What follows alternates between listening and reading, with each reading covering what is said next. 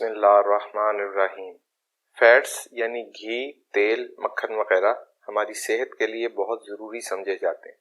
अपनी ग़िज़ा में अच्छे किस्म के तेल और घी शामिल करने से न सिर्फ हमारे खाने में मौजूद ग़िज़ाई अज्जा अच्छे से जज़्ब होते हैं, बल्कि ये दिल की सेहत के लिए भी फ़ायदेमंद माने जाते हैं। इसके अलावा ये खाने का जायका बढ़ाते हैं और शिकम सेरी यानी पेट भरा रखने में भी मुआविन साबित होते हैं। ये अलग बात है कि मगरिब की कुछ कंपनियों ने दहाइयों पहले भारी रकूमात के एवज रिसर्च से अपनी मर्जी के नताइज हासिल किए और फैट्स को काफ़ी बदनाम किया, लेकिन हालिया बरसों में होने वाली रिसर्च से ये बात साबित हो गई है कि फैट्स बुरे नहीं होते, बल्कि इनका इंतखाब अच्छा या बुरा होता है। यानी हम अगर अपने खानों में हेल्दी फैट्स शामिल करें तो ये हमारी सेहत के लिए ज़्यादा अच्छा। आज के वीलॉग में हम अच्छे कुकिंग ऑयल्स और बुरे कुकिंग ऑयल्स के बारे में बात करेंगे।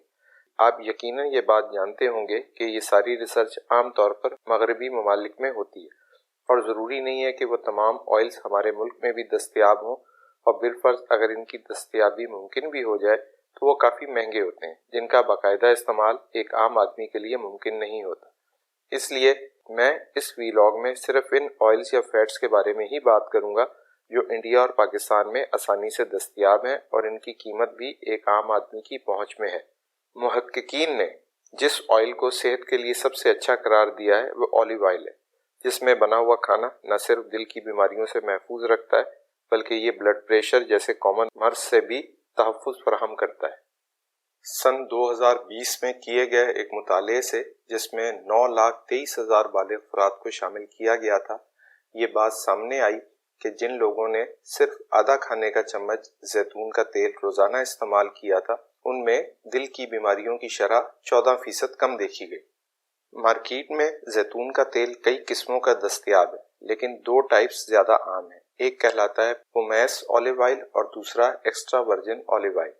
इसमें कोई शक नहीं कि एक्स्ट्रा वर्जिन ऑलिव ऑयल सबसे बेहतर माना जाता है, क्योंकि इसको निकालने के लिए ना कोई केमिकल इस्तेमाल किया जाता है और ना ही हरारत, यानी इसे बगैर गर्म किए सिर्फ दबाव के तरीके से निकालते हैं। इसलिए इसमें सेहत के लिए तमाम ज़रूरी अज्जा जैसे दिल के लिए फ़ायदेमंद mono unsaturated fats, vitamin E और पॉलीफेनोलिक एंटीऑक्सीडेंट्स काफ़ी वाफिर मकदार में पाए जाते हैं, जो हमारी सेहत को कई तरीकों से बेहतर रखते हैं।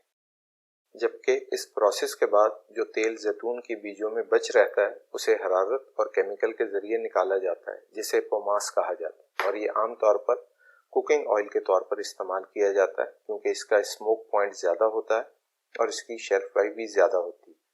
याद रखने की बात यह है कि स्मोक पॉइंट उस दर्जा हरारत को कहा जाता है या उस नुक्ता हरारत को कहा जाता है जिस पर पहुंचकर तेल जलने लगता है और उसमें से धुआं निकलता है, और यहाँ आकर तेल के ग़िज़ाई अज्जा ज़ाया होने लगते हैं।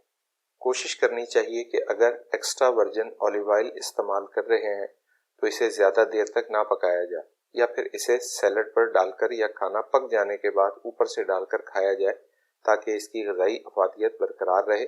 और माहिरीन के मुताबिक बहुत सारा जैतून का तेल खाने की ज़रूरत नहीं, इसके फ़ायदे सिर्फ आधा टेबल स्पून इस्तेमाल करने से भी हासिल हो सकते हैं।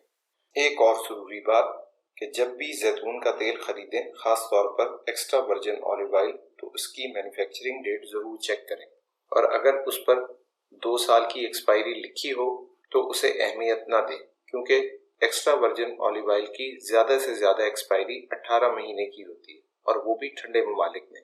बस कोशिश करें कि वो ऑयल ख़रीदें जो 2-3 महीने से ज़्यादा पुराना ना हो, क्योंकि पाकिस्तान में इंपोर्ट करने वाले कारोबारी हजरात जिद करके उस पर लंबी एक्सपायरी लिखवा लेते हैं।